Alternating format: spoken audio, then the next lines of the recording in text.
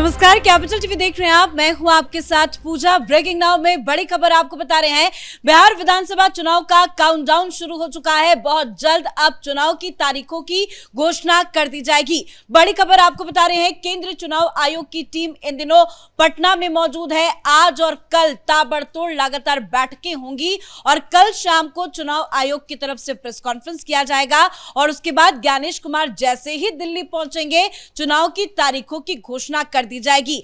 आज चुनाव आयोग की टीम ने राजनीतिक दलों के अलग अलग प्रतिनिधियों के साथ मुलाकात की है और बताया जा रहा है कि इस मीटिंग के अंदर तमाम राजनीतिक दलों ने अपने अपने सुझाव चुनाव आयोग के सामने पेश किए हैं और बीजेपी जेडीयू ने मिलकर यह मांग की है कि बिहार का चुनाव एक फेज में कराया जाए। तो तमाम बड़ी अपडेट आपको बताएंगे कि चुनाव को लेकर क्या कुछ चल रहा है। मेरे साथ जुड़े हुए हैं कैपिटल टीवी के editor in chief doctor Manish Kumar. Sir, आज की बैठक में क्या कुछ हुआ, क्या रणनीति बनाई जा रही है और कब चुनाव की तारीखों की घोषणा हो सकती है? देखिए, जो खबर आ रही है वो ये है कि अगले 48 घंटे में चुनाव आयोग बिहार के चुनाव की तारीखों का ऐलान कर देगा। मतलब मॉडल कोड ऑफ कंडक्ट जो है वो लागू हो जाएगा। मतलब ये कि सोमवार को बिहार चुनाव की घोषणा कर दी जाएगी।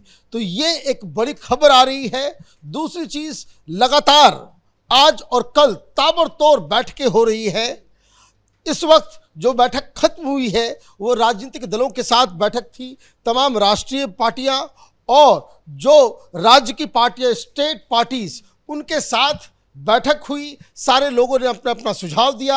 ज़्यादातर जो विपक्ष की पार्टियां थी वो फिर वही रोना धोना उन्होंने शुरू कर दिया कि हमें वो जो नाम कटे हैं उनका लिस्ट चाहिए, ये चाहिए, वो चाहिए। उनको बताया गया कि सारा कुछ ऑनलाइन है, उधर जाकर के देखिए। हर चीज़ को लेकर के राजनीति करने की आवश्यकता नहीं है।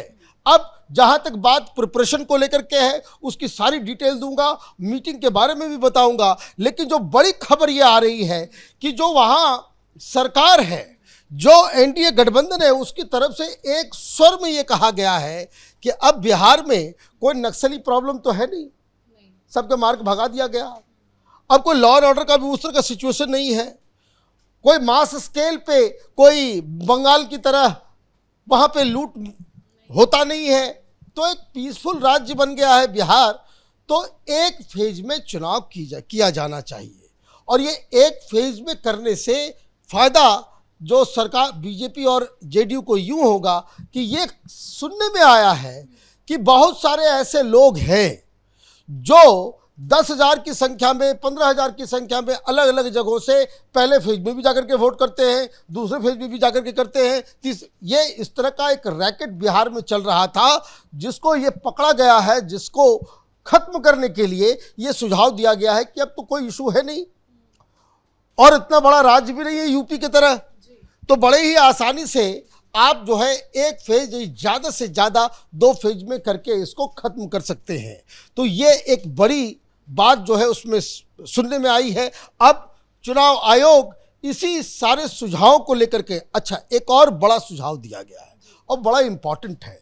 ये कहा गया है कि जितने भी पोलिंग बूथ हैं वहाँ पे महिला पुलिस और महिला सेंट्रल फोर्सेस जो है वहाँ पे लगाना आवश्यक है। वो क्यों?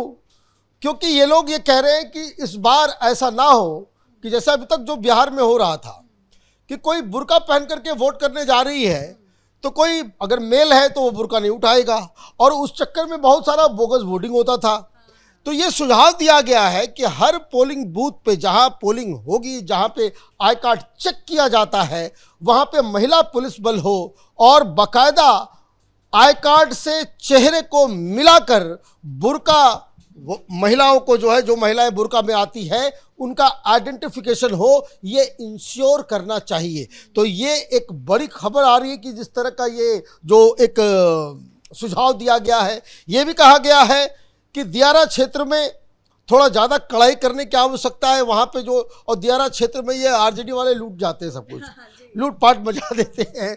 तो इसलिए जो है उसको भी एक सुझाव के तौर पे दिया गया है और ये रिक्वेस्ट किया गया है कि ज़्यादा से ज़्यादा सेंट्रल फोर्स जो है आप ला सकते हैं। ये अपने आप में एक बड़ी बात है कि जो लोग सरकार चला रहे हैं वही इस बात को कह रहे हैं कि कि सेंट्रल फोर्स को लेकर के आइए, ताकि कल कोई ये इल्ज़ाम ना लगे कि भाई आपकी सरकार है, आपकी पुलिस है, आप लोगों ने ये लुटवा दिया, ये कर दिया, वो कर दिया। तो ये सुझाव जेडीयू और बीजेपी की तरफ से दिया गया है। जेडीयू ने तो साफ कहा है कि they want the whole election to be conducted in one phase, एक फेज में सब कुछ जो है वो खत्म कीजिए, यहाँ कोई प्रॉब्लम नहीं है, कोई दिक्कत नहीं है, और इससे एक फेयर इलेक्शन करने में उसमें मदद होगी। अब दिक्कत क्या है कि इस तरह का सुझाव तो आरजेडी वाले, कांग्रेस वाले दे नहीं रहे। वहाँ पे वो जाकर के वही रोना धोना शुरू कर दिया इन लोगों ने कि भाई कितने लोगों के वोट कटे हैं, कैसे क्या हुआ है। अभी तक उनका जो है वो एसआईआर में ही जो है वो अटके हुए पड़े हुए हैं। 48 घंटे के अंदर वहाँ चुनाव की घोषणा की जाएगी, और जो सर्वोच्च लीडर है वो पता नहीं कहाँ किस देश में विचरण कर रहा है। लोग तेजस्वी यादव को आज पूछे भी कि भाई अभी तक महागठबंधन के अंदर सीट शेयरिंग को लेकर के कब बातचीत होगी, अब तो 48 घंटे में चुनाव की घोषणा की जाएगी, एक सप्ताह के बाद जो है आपको फाइनल करना पड़ेगा नाम, अभी तो सीट का ही कोई बंटवारा नहीं हुआ है। तो उस पर उन्होंने कहा कि भाई अभी हम लोग कर रहे हैं, सोच रहे हैं। अब भाई सोचेंगे आप क्या, जो आदमी फाइनल डिसीजन लेगा वो देश के अंदर ही नहीं है, वो विदेश में घूम रहा है। तो ये सारी दिक्कत, महागठबंधन में तो सीट शेयरिंग को लेकर कोई फॉर्मूला नहीं बन पा रहा है, लेकिन बीजेपी के अंदर क्या चल रहा है? केशव प्रसाद मौर्य भी पहुंचे हुए हैं पटना, और आज की मीटिंग बताई जा रही है कि बहुत इंपॉर्टेंट है। बीजेपी में सीट शेयरिंग को लेकर आज मंथन होना है। देखिए, सीट शेयरिंग का जो फॉर्मूला था वो ऑलरेडी बन चुका है। इन लोगों ने घोषणा नहीं की है। 102, 101 और 25 के आसपास चिराग पासवान और बाकी लोगों को ये एडजस्टमेंट जो है ऑलरेडी हो चुका है। मतलब चुनाव की तारीखों की जैसे घोषणा होगी बीजेपी और ये लोग जो अब बैठक कर रहे हैं, आप देखिए हर क्षेत्र में बीजेपी का प्रिपरेशन ऐसा है कि हर क्षेत्र में एनडीए की बैठक हो रही है। मतलब एक कंस्टिट्यूंसी है, वहाँ एनडीए के सारे कार्यकर्ता मिल के बैठ करके आपस में कोऑर्डिनेट कैसे करेंगे, इन सारी चीज़ों के ऊपर कार्यक्रम चल रहा है। तो इनका प्रिपरेशन थोड़ा आगे चल रहा है। लेकिन चुनाव आयोग का प्रिपरेशन क्या है, आज क्या क्या होने वाला है? तो राजनीतिक दलों के साथ तो बैठक हो गई। अब लंच के बाद बताया जा रहा है कि तमाम पुलिस प्रशासनिक पदाधिकारियों के साथ प्रमंडलीय आयुक्तों, मतलब कमिश्नर्स, और जो जिला निर्वाचन पदाधिकारी है और पुलिस अधीक्षकों के साथ बैठक होगी। उनके प्रिपरेशन, उनको बताया जाएगा किस तरह से सारा चीज़ करना है, उनकी तैयारी क्या है, कितने मैन पावर है, कितने की ज़रूरत पड़ेगी। ये सारा ऑलरेडी ही पहले इन लोगों को इत्तला कर दिया गया था कि आज की बैठक में सारे लोग अपने अपने हिसाब से अपनी अपनी चीज़ों को लेकर के आएंगे। तो ये सेकेंड बैठक जो आज ये होगी, और कल रविवार को जो तमाम नोडल अधिकारी हैं उनके साथ चुनाव आयोग की ये टीम बातचीत करेगी।